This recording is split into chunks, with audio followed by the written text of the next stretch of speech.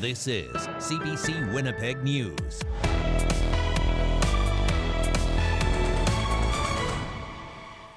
Good evening. Thank you for joining us. The province will pump more money into K-12 education next school year. School divisions across the province can expect to see at least a 2.5% increase in their operating dollars for the upcoming year.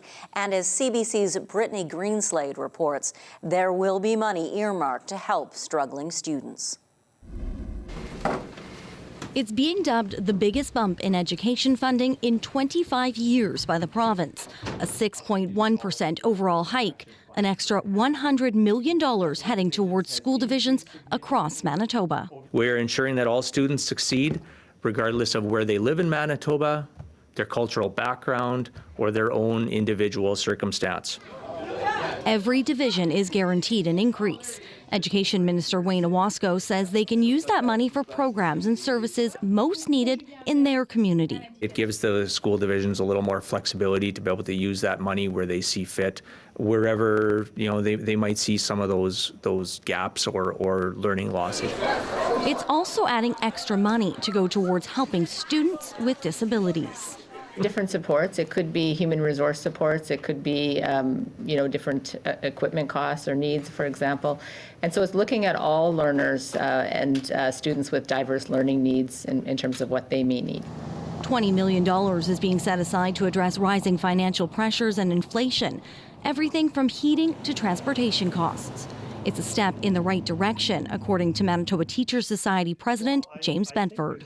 It's an acknowledgement that teachers in this province have finally been listened to by this government. We've had 6 years of funding that has neither kept up with inflation nor growth of students within the system. But MTS says it would have liked to have seen money to address the substitute teacher labor shortage and for a universal meal program. Those students who come to school hungry don't learn as well. So well-fed students with nutritious food will learn better through the school day. And we know the inflation that's happening on the food front for families in this province. Bedford also says the question on many teachers' and parents' minds is what the budget will look like next year when there isn't a provincial election looming. Brittany Greenslade, CBC News, Winnipeg. A Winnipeg shelter had to shutter its warming room this morning on one of the coldest days of the year. Police officers were there investigating a death. CBC's Stephanie Cram brings us the story. On a cold day like today, this room is usually full of people, houseless, coming indoors to stay warm. During the day right now, when it's this cold, we generally have people just in here watching TV, having coffee. The Salvation Army had to shutter the doors to their emergency shelter to accommodate a police investigation of a man found dead outside the building. Being in this community and feeling unsafety or tragedies like this that happen just shouldn't happen. Just after midnight, police responded to a call of a person assaulted just outside of this shelter. When they arrived, they found a person dead. Staff at the Salvation Army say that the person was not a resident of the shelter. They believe that they were attacked on Main Street and walked towards this entrance here. The WPS showed up very, very quickly, and they administered help to the individual, and our staff were on the phone with 911 and did everything that we could to assist with the WPS, and we'd just like to thank them for really being here quickly and just taking charge. Stewart says supports are available for staff and residents of the shelter. He says incidents like this aren't common within the shelter, which has a no weapons policy. With the emergency shelter closed this afternoon, staff redirected people to other shelters and handed out warm drinks. One of the coldest days outside, and we did have to shut our emergency cold weather down for the day. We didn't know what that would look like depending on what time the investigation would end. The investigation ended earlier than anticipated, meaning the shelter will be open for what will likely be a cold night. Police haven't provided further information on the death. No one has been arrested. Stephanie Cram, CBC News, Winnipeg.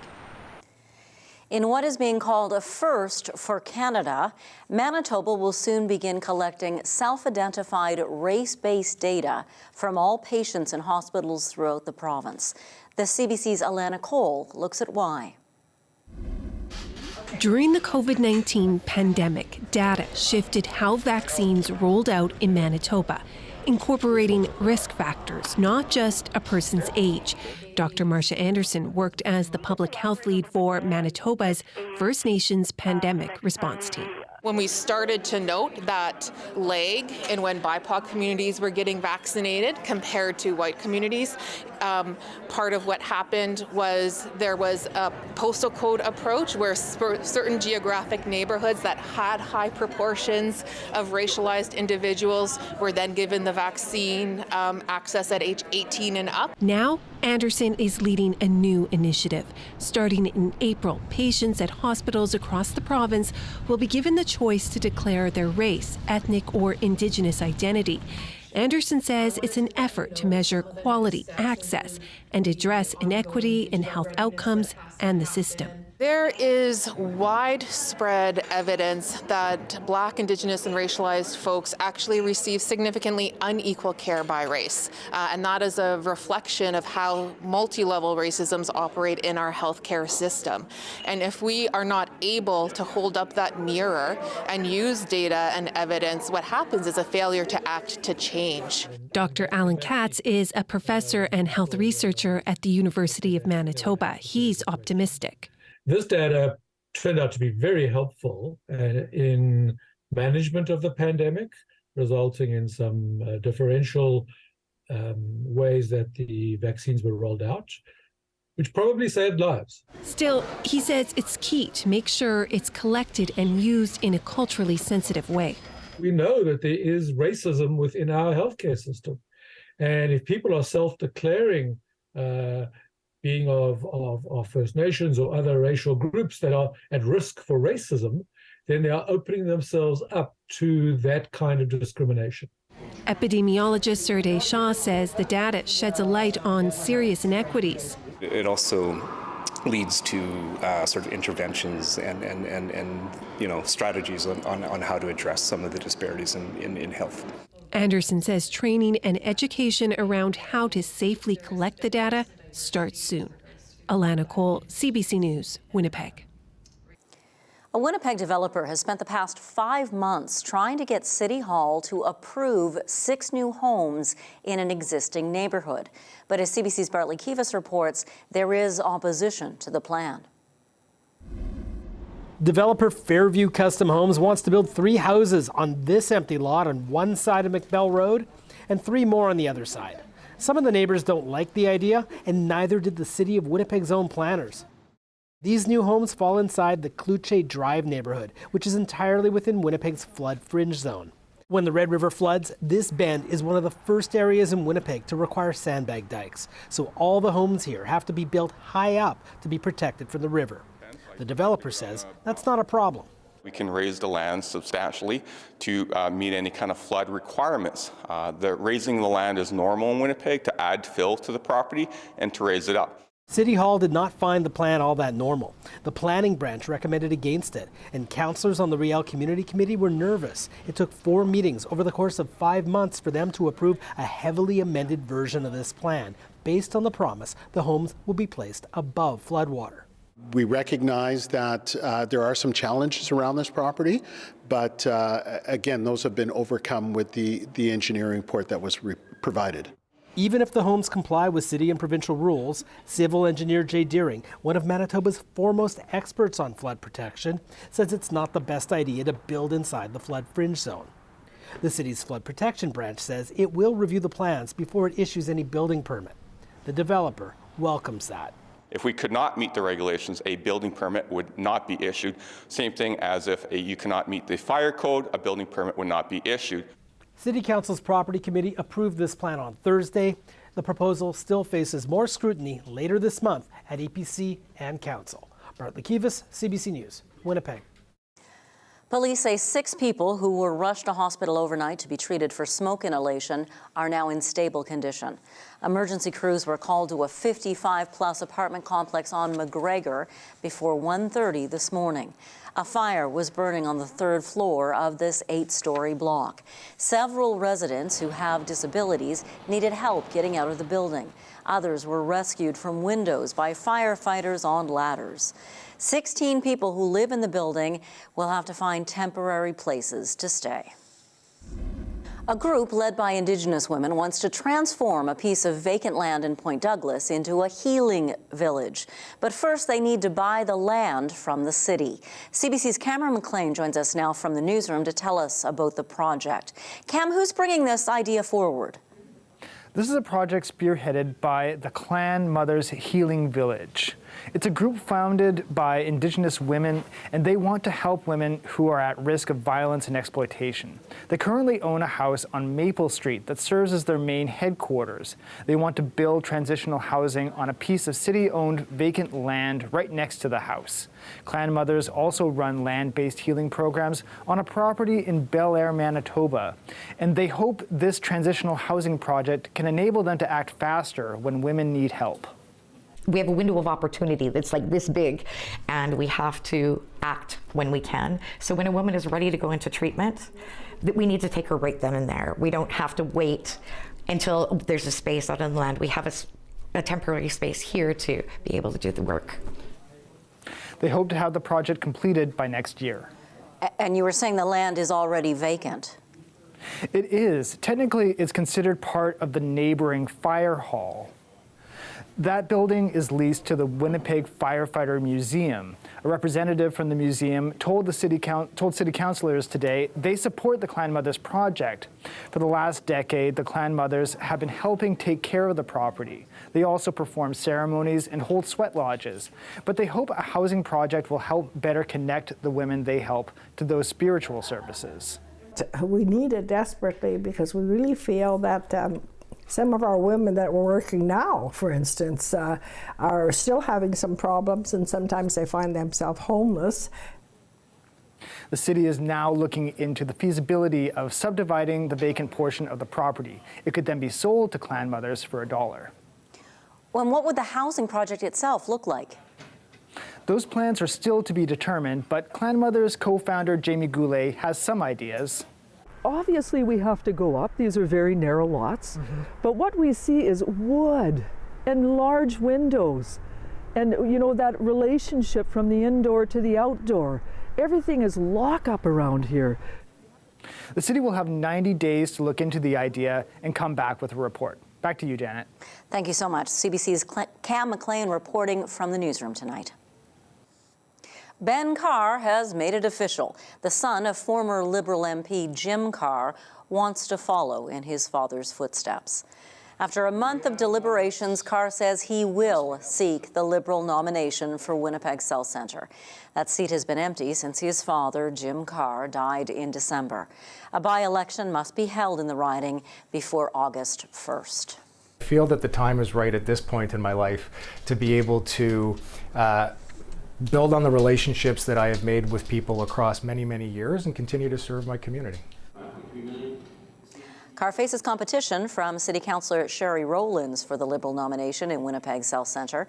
It's one of two federal by-elections likely to happen in Manitoba this year. Conservative MP Candice Bergen is resigning her seat in Portage-Liscar. Former Manitoba Finance Minister Cameron Friesen is one of three people seeking the Conservative nomination in that southern Manitoba riding. Each year, roughly 8,000 diseased elm trees are cut down in our city. But now, hundreds of those trees have been finding new life at a sawmill in southwest Winnipeg. Mike McGarry and Carly Farmer are co-owners of Urban Lumber. CBC's Corey Funk stopped by their shop to find out what they do with once wasted wood. Each year, roughly 8,000 diseased elm trees come down in the city of Winnipeg. But now, trees marked with this infamous orange dot of death have found new life right here.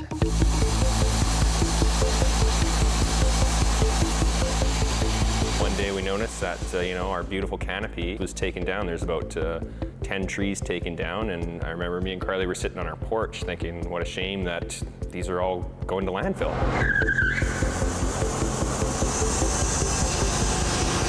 And that was kind of the first seed to get us thinking about recycling these elms into a sustainable product. Winnipeg, I believe, is the last stronghold for urban elms. I think we have the highest population of them in all of North America.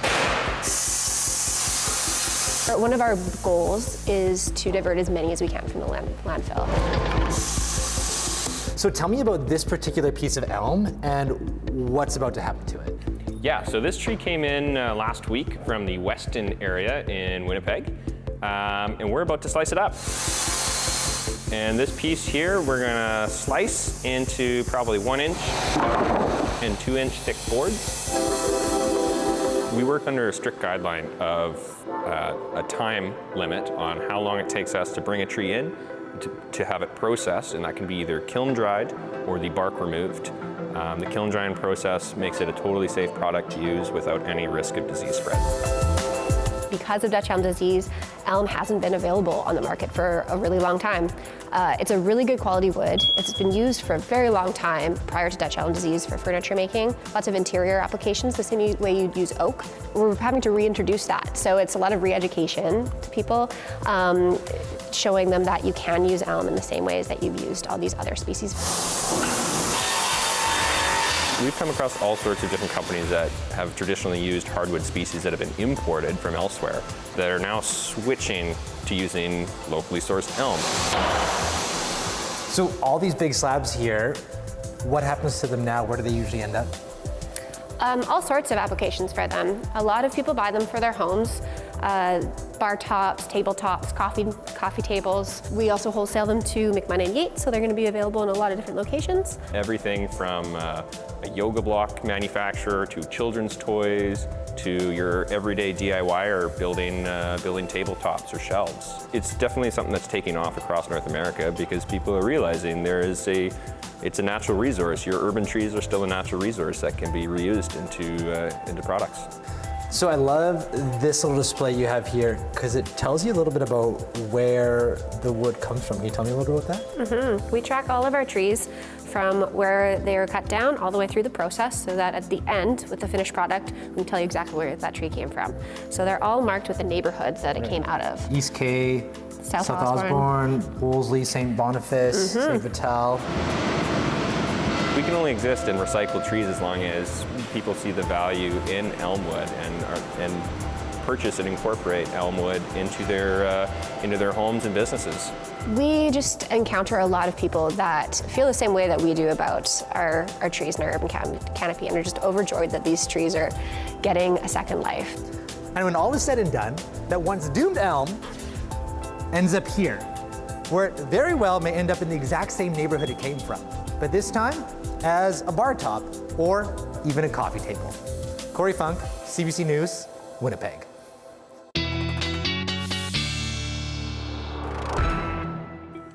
Such a cool story. Yeah, it was really interesting. Great idea. If you want to see other cool stories like that, remember to subscribe to our CBC Manitoba YouTube channel. Travis Peterson, our great producer, puts lots of cool stuff up there. Yeah. It's Groundhog Day. Woo!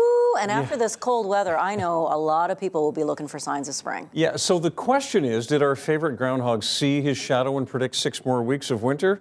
Well, let's first check on a couple of other famous fuzzy animals to see what they predicted. Now, we're going to start down in Punxsutawney, Pennsylvania. Punxsutawney Phil popped out of his hole, saw his shadow, and went right back in there for a nap. A 6-week nap. Yeah, 6 more weeks of winter. Now, in Canada, Wiarton Willie is kind of the go-to rodent in Ontario. Willie crawled out of his den on a rather cloudy morning, didn't see his shadow, and is predicting an early spring. And he's chewing on a piece of corn. So, who will settle the score? Well, of course, Manitoba Merv. It's important to note that Merv can't feel the cold because he's a stuffed animal. Anyway, he sat in the snow there at Okamic Marsh, apparently saw his shadow on a very sunny morning, according to Jacques Bourgeois out at Okamic, and is predicting 6 more weeks of winter for Manitobans. And, you know, I kind of agree with that because we are in early February, right? So we are. 6 more weeks kind of takes us over to the middle part of March anyway. So there you go, so that's just normal. That's what it is. Well done, Merv and Jacques. Hey, did you notice that Merv had a couple of flags? Yeah. They're celebrating a couple of things at Okamic, and Jacques passed this on to me. 30th anniversary of the Wetland Discovery Center, the 50th anniversary of the reconstruction of Okamic Marsh, and the 85th anniversary of Ducks Unlimited, who had a big role to play in that reconstruction of Okamic. So, yeah. Yeah. Celebrating. Yay! Now, the weather and still some extreme cold warnings. Let's get right to the graphics. And it looks a lot like yesterday here in southern Manitoba. Extreme cold tonight, frostbite 10 minutes or less. Now, Flin Flon, the Paw area, not meeting the criteria. And then it's not quite that cold up around Churchill and York. Although Churchill tonight, minus 35 or so, and winds are still very gusty around the Churchill area.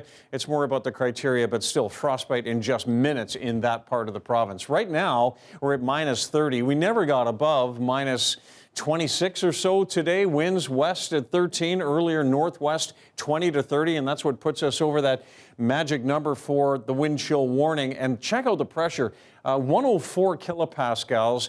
Very heavy, dense air, very high pressure across the province in the south right now, and you don't see 104.0 too often. Not much to look at for cloud, not just here in the south, but an entirely sunny province today under that massive high pressure.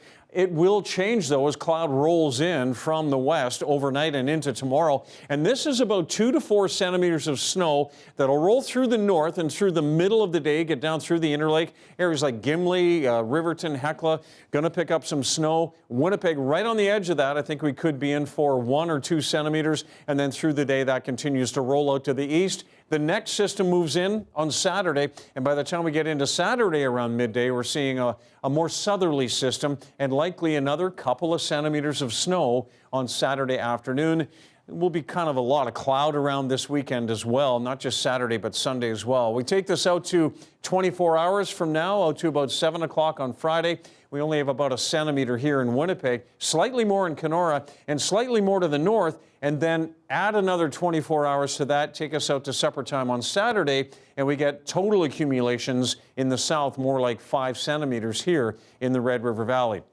And this is important as well. As we go into tomorrow afternoon, the Red River Valley, we're going to see southerly winds with gusts anywhere from 50 to 60 kilometers per hour. So strong winds, it could take some of that new snow, blow it around into a blowing snow event through the afternoon and evening on Friday. Tonight, well, I've got a few more degrees to go. Minus 33. Your morning temperature still very cold. South winds around 20 to 25. And the extreme cold warning will likely stay in effect through the day because minus 18 with winds gusting to 50, that may still keep us in that warning criteria. But some light snow, some blowing snow, and then on into the weekend, we start to warm up. Minus 9 on Saturday, couple of centimeters. Minus 8 Sunday. That's not a misprint. Monday at minus 2, might see a little bit more snow, but Janet, minus 2, it means the car steering is going to be a lot better. Ah, so Won't have lovely. square tires. Thank you, John.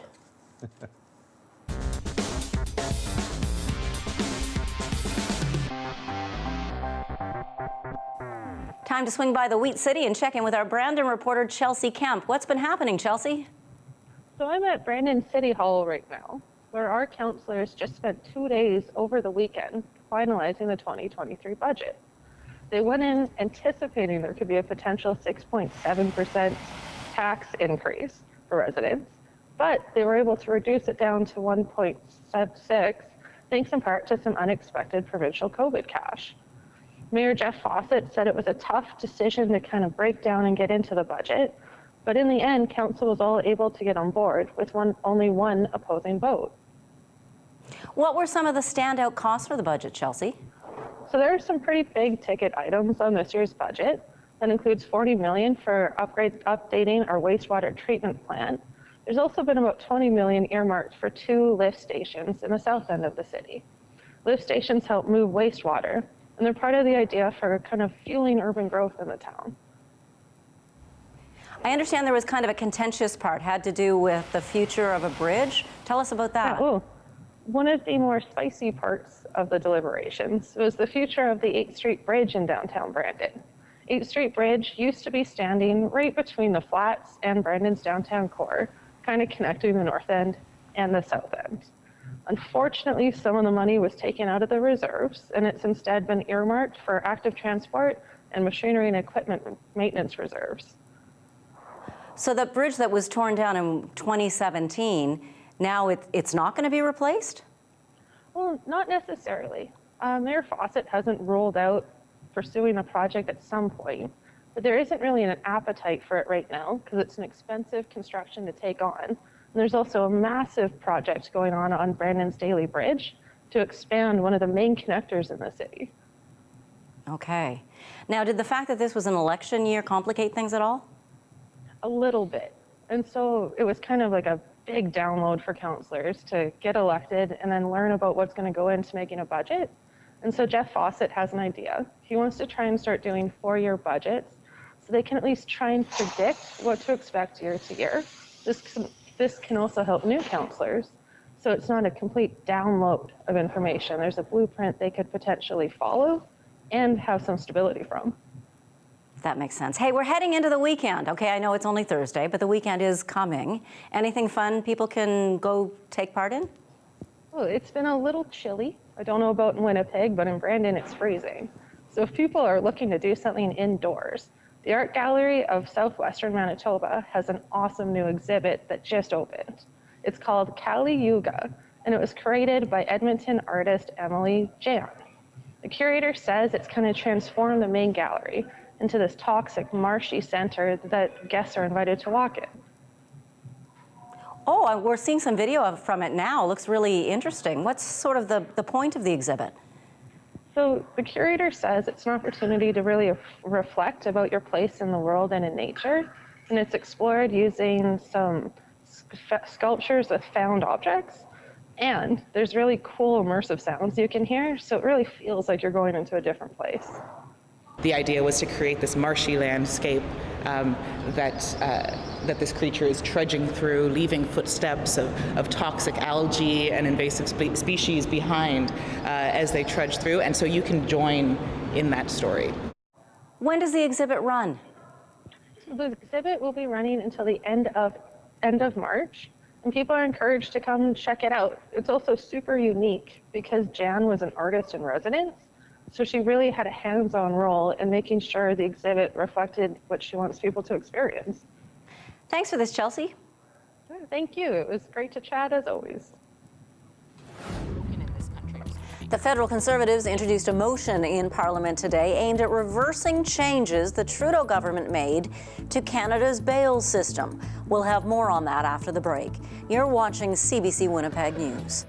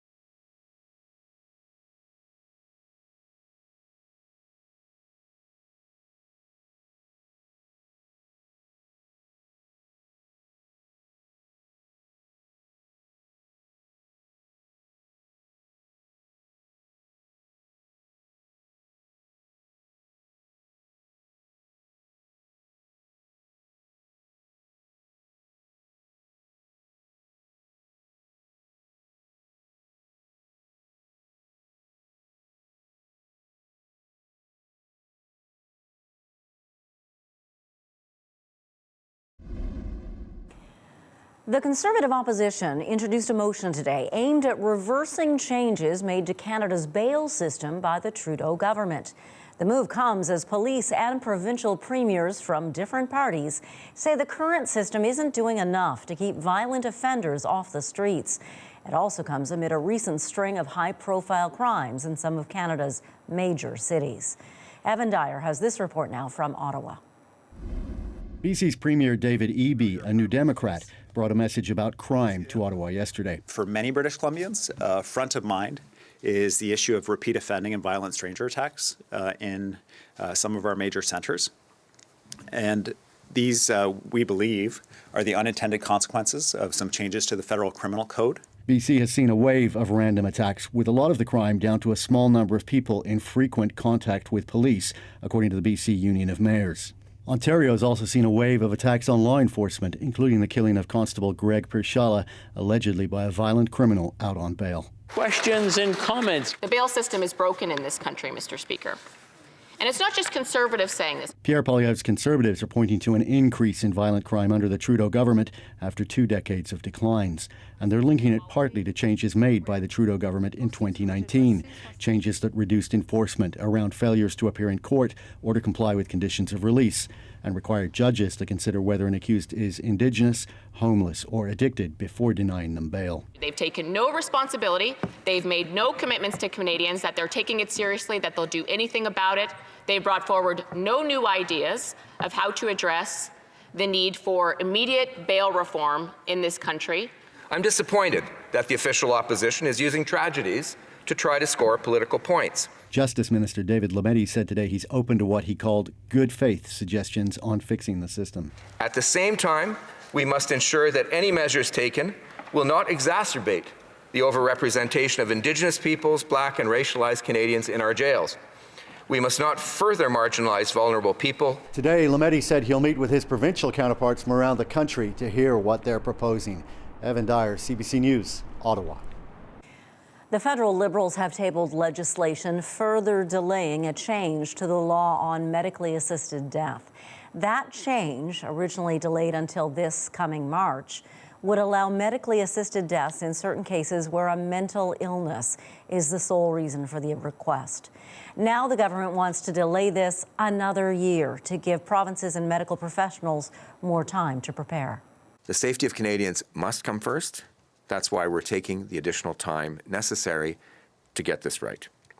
Protecting the safety and security of vulnerable people and supporting individual autonomy and freedom of choice are central to Canada's MAID regime. The United States and the Philippines announced new plans for military cooperation today.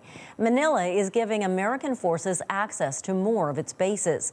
Magda Gabrisalasa explains. At the core of this is really concern over China and its military activities near a self-ruling Taiwan and territorial disputes in the South China Sea. So the U.S. has been making many moves to boost its presence in that part of the world. Now you've got the Philippines agreeing to allow the U.S. to have more access to military bases there, 4 new ones, bringing the total to 9. Our longest partner and ally has been the United States. And as we traverse these troubled waters, geopolitical waters, economic waters that we are facing, I again put great importance on that partnership. We discussed concrete actions to address destabilizing activities in the waters surrounding the Philippines, including the West Philippine Sea. And we remain committed to strengthening our mutual capacities to resist armed attack. That's just part of our efforts to modernize our alliance.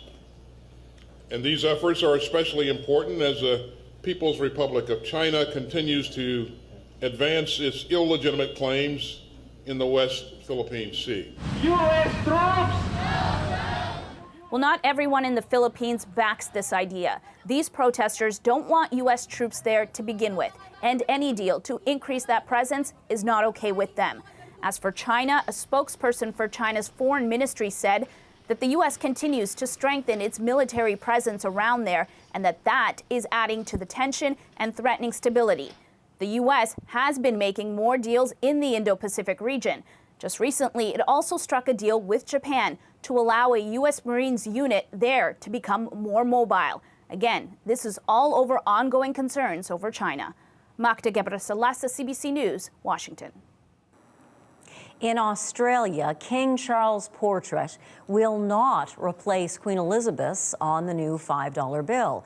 Instead, the new design will pay tribute to Australia's Indigenous peoples.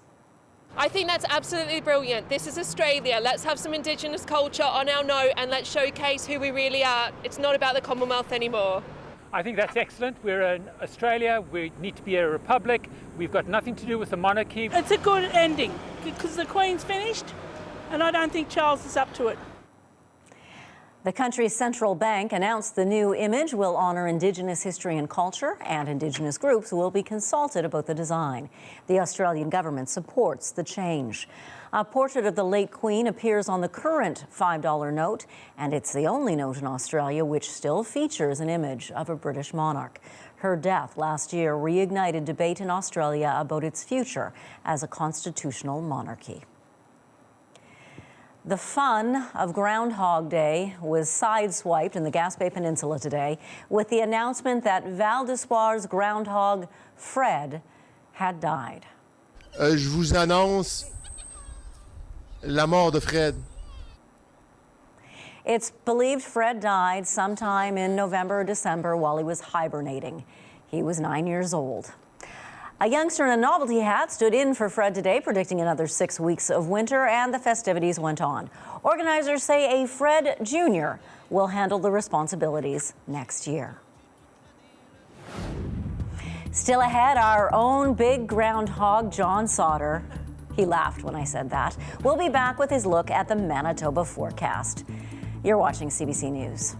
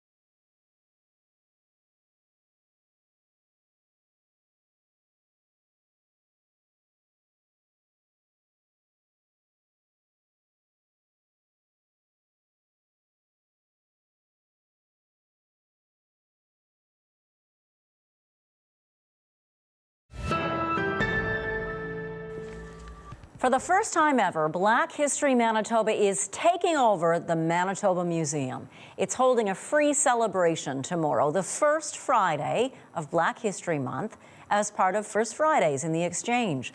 I spoke with the chair of Black History Manitoba this afternoon. Nadia Thompson, thanks for joining us. Hi there. You're in the extremely brightly lit Alloway Hall right now of the museum. What's happening around you? Well, we are getting set up for our first ever partnership with the Manitoba Museum for the first Friday. It is going to be a packed evening from 4 p.m. to 9 p.m. here at the museum. We've got a bunch of different vendors, some food, drinks, music. It's a full evening of events. It's so exciting and it's free, so everybody's going to want to come down. Ooh, absolutely. We're showing some video now of Nafro Dance from, I think, 2013. So it's old video, but Nafro Dance is going to be there. Who else is performing? We also have Clyde Hira from Paradise Band. He's going to be playing the steel pan. We've got T West. So Kevon will be doing some dances with the crowd participation, getting everybody involved, and some multi-talented students from the Anansi School of Performing Arts alongside Phenom and Dr. Daniels. We're going to be coming and doing a few songs with us here tomorrow evening. What a night. How does it feel to be taking over the museum? It's pretty good, actually. Can't complain. We've had such a great partnership over the last few years, and to be able to actually do this in person, it's been a long time coming, so we're very excited. So that is tomorrow, 4 to 9 at the Manitoba Museum, and it's free. What else should people know about for Black History Month? We've got a lot of things going on, so there's something for everybody. We have a virtual trivia night tomorrow. That's online, and you can get that information on our website. We also have a fundraiser luncheon that is a drive-through pickup or takeout, or you can eat in. It's up to you. That is on the 15th of February. We've got a history lesson that's on the 20th. We've got cooking classes on the 16th and the 23rd. We've got a youth debate, a concert, closing banquet. There's just something for everybody. So keep following us on Instagram and on Twitter. We've got our website, dhmwinnipeg.com. And you can just send us an email if you need to, or check us out on Facebook. Nadia Thompson, thank you so much. Have a great month. Thank you very much.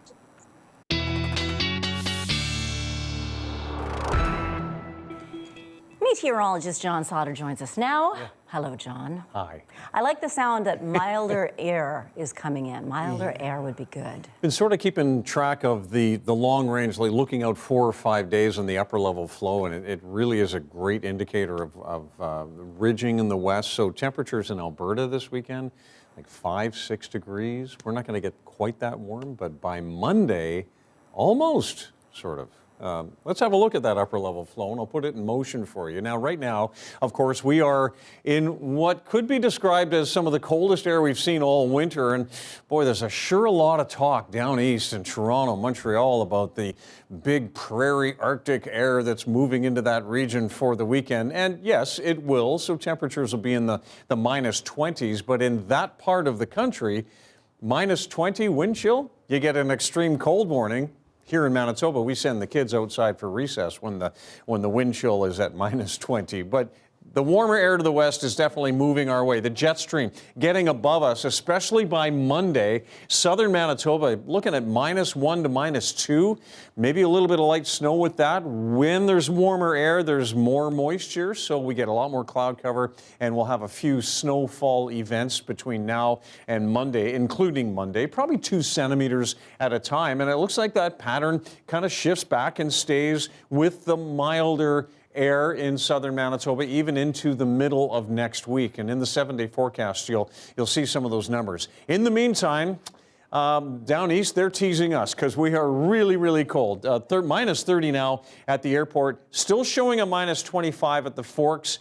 Temperatures really cooling off as we head into the evening here, and we'll probably bottom out in the mid-minus 30s across southern Manitoba, even out into northwestern Ontario, where there is still an extreme cold warning in effect. Already down around minus 32, Gillam and Churchill minus 29, and Thompson right now. Forecast conditions just looking like kind of like the same without that little bit of snow we had last night, but frostbite in just minutes. And by that, I mean less than 10 minutes, probably closer to about 7 or 8 minutes on exposed skin. So the important thing here is to stay covered up, especially if you're taking the dog out for an evening walk. You're going to have to cover every inch of your flesh. Minus 34 to minus 33 will be experienced after midnight, but we're already at minus 30.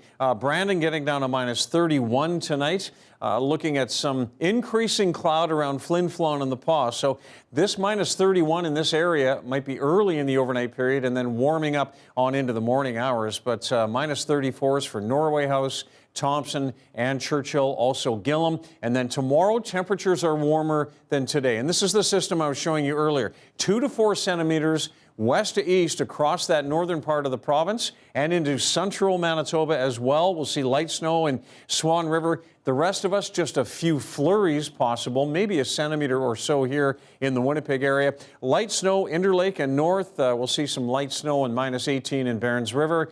And then later in the day for northwestern Ontario, likely on into the afternoon. Thank you, John. You're welcome.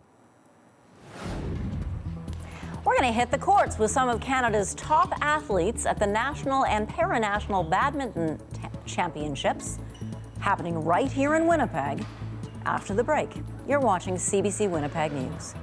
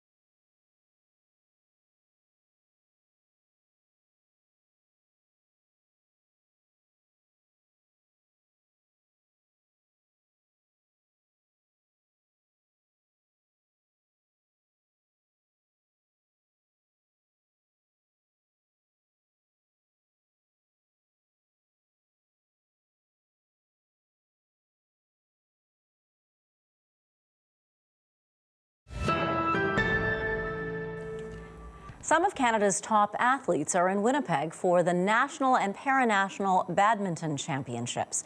This year's tournament is happening at Prairie Badminton in St. Boniface, with the gold medal matches on Saturday. CBC's Emily Brass stepped onto the courts to see what the players are serving up.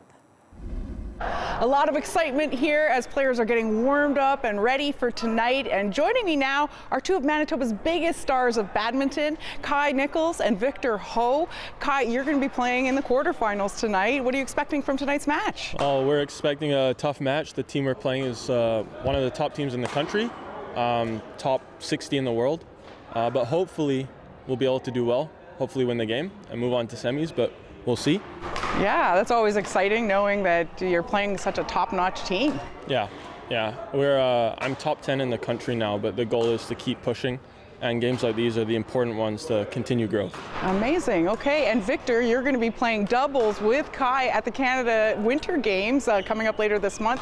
How's it feel to go to the Canada Games? Well, it feels great to play with one of Manitoba's best, and being able to go play in the team competition. I haven't played in the team competition format since 2018 in the Manitoba Winter Games, so being able to play against top players and also in a team format with my teammates, and it was going to be extremely fun. Because usually you're a singles player. Yeah, usually I am, but Kai can guide me in the correct direction, and I'll be able to play on pace with him, hopefully. Okay, and I think a lot of people don't even know that this is happening here in Winnipeg tonight and over the weekend. What would you say to encourage people to, get pumped up about badminton? Well, I think a lot of people are hesitant at first because badminton is an individual sport, so there's a lot of pressure on yourselves to do well. And any mistakes you make, you don't have a team to kind of back you up and make up for it. But that's part of the beauty of the game, because everything you do is like a result of your own hard work, right? So if you come out, you try, you may not be great at first, but eventually you'll learn to love the sport. Great to play and to watch. Exactly. And how about you, Victor? What do you love about badminton? I just love my favorite shot, the smash.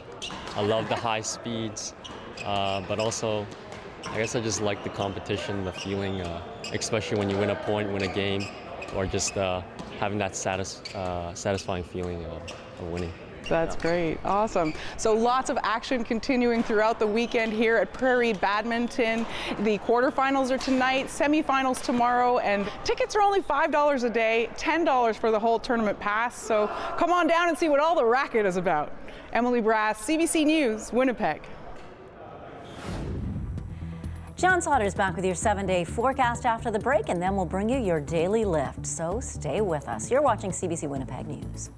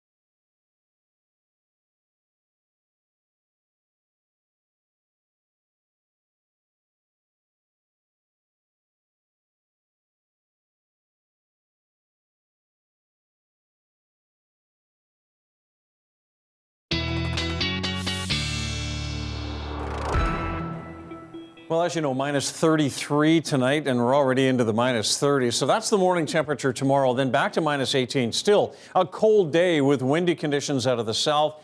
Couple of centimeters on Saturday, so a little bit tomorrow, couple centimeters on Saturday, but look at these temperatures. Minus 2 on Monday. Again, a couple of centimeters. A bit of a setback on Tuesday, but still mild compared to what we're seeing today. And then we stay in that mild trend right through the end of next week, it's looking like, Janet. So And not much to shovel? not too much, a couple centimeters here and there. Perfect. Now, if you have someone in your house who considers themselves tough, call them to the TV right now. Call them right now. We're going to show you probably the toughest athlete doing the toughest sport you may have ever seen. Here is your daily lift.